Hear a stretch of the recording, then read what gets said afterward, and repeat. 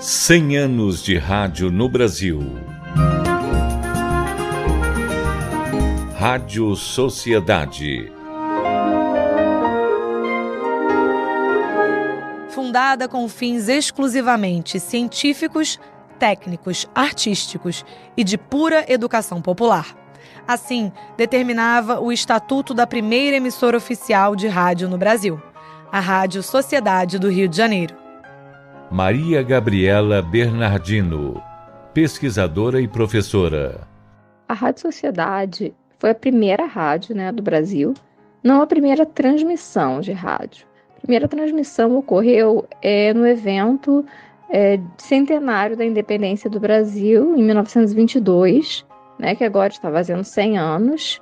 No ano seguinte, no dia 20 de abril, foi fundada a emissora pelo Roquete Pinto, junto com vários intelectuais da Academia Brasileira de Ciências, o Henrique Morizzi. A Rádio Sociedade, ela tem um cunho educativo muito forte. Inácio Guimarães.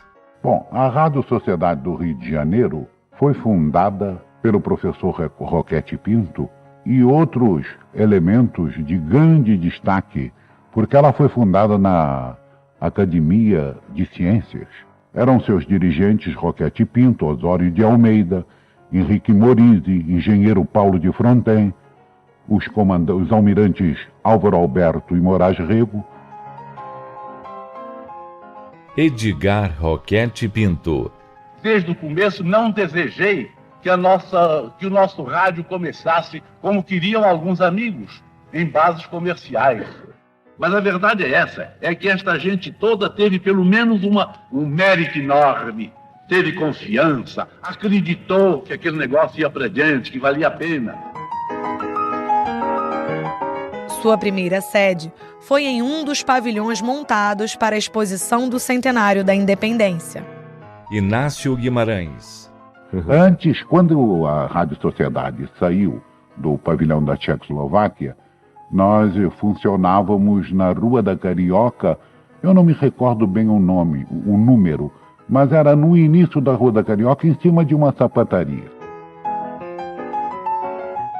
A programação dessa emissora pioneira tinha como norte a ampliação ao acesso à produção cultural e intelectual compartilhada nas instituições, academias e teatros da capital do país. Em 1924, já a Rádio Sociedade do Rio de Janeiro apresentava cantores de música erudita. A orquestra começou a funcionar na Rádio Sociedade em 1924. Eram Margarida Simões e Luísa Blum, que depois passou a assinar com o nome de casada, Luísa Blum Mastrangeli, Ema Guimarães, Marieta Bezerra, os cantores João Atos, Luciano Cavalcante, Corbiniano Vilaça, Shermon de Brito, e a orquestra sempre sob a direção da pianista Antonieta Codevilla. Maria Gabriela Bernardino. Ela não é uma rádio como nós conhecemos a rádio hoje, é uma rádio que tinha aulas de matemática, física, química, português. Toda essa ideia de democratização da educação muito forte. E a parte musical também era uma música erudita e as pessoas às vezes queriam uma música popular. E o Roquete falava, não, mas essa vocês já têm acesso, exatamente. O que eu quero é levar o que vocês não têm acesso, é levar uma educação. A Rádio Sociedade, que sempre conservou a marca pessoal do Roquete Pinto, já que ele era o seu administrador e o organizador da sua programação, além dele participar ativamente das suas atividades, da locução e tudo mais, apresentava programas, lia poesia, jornais e obras de ouvintes. Roquete Pinto também compartilhou sua paixão pela rádio com sua filha Beatriz.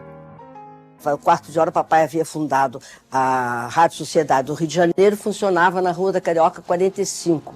E havia morrido o professor Kopk, que tinha sido professor dele e que contava histórias para criança. Então ele disse, olha, minha filha, você quer ficar no lugar do professor, porque Dona Heloísa está substituindo um pouco, porque ela era uma antropóloga do Museu Nacional, não pode ficar contando história para criança na rádio. E eu então fui substituir Dona Heloísa Alberto Torres. A emissora pioneira desbravou caminhos técnicos e formais do nascente meio de comunicação, transmitindo uma grande variedade de programas, de notícias, a história para crianças, palestras científicas e aulas de línguas, música de concerto, música regional e literatura.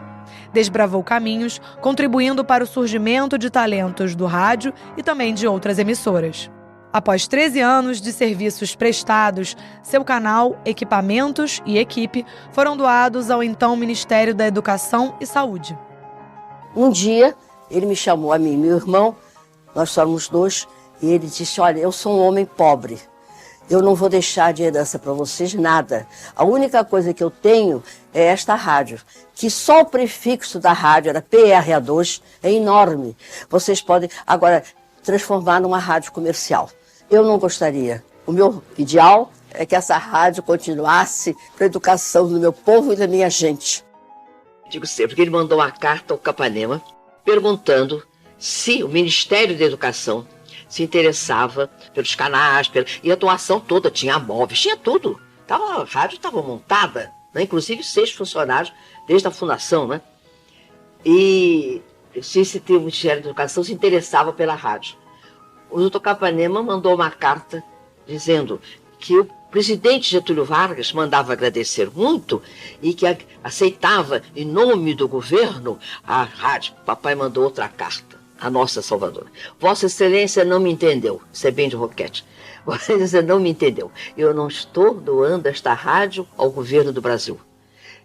Estou doando à educação do meu povo e da minha gente. Então ela ficou vinculada à educação. Esta rádio é vinculada à educação. O Capanema aceitou, no dia 7 de setembro de 1936. O Capanema foi. Quem pôs os selos nos móveis fui eu com o Drummond e o Garrenault, mas era o Drummond. Eles eram oficiais de gabinete do Capanema. E botando os selos nos móveis, tantas máquinas, tanto isso. E nesse dia, meu pai fez um discurso e acabou assim: entrego esta rádio com a mesma emoção com que se casa uma filha. E veio chorar comigo num corredorzinho que tinha na Rua da Carioca. E assim nasceu a Rádio Ministério da Educação, ou Rádio MEC. Mas essa é outra história. 2022. 100 anos de rádio no Brasil. Uma produção Rádio MEC, com o apoio desta emissora.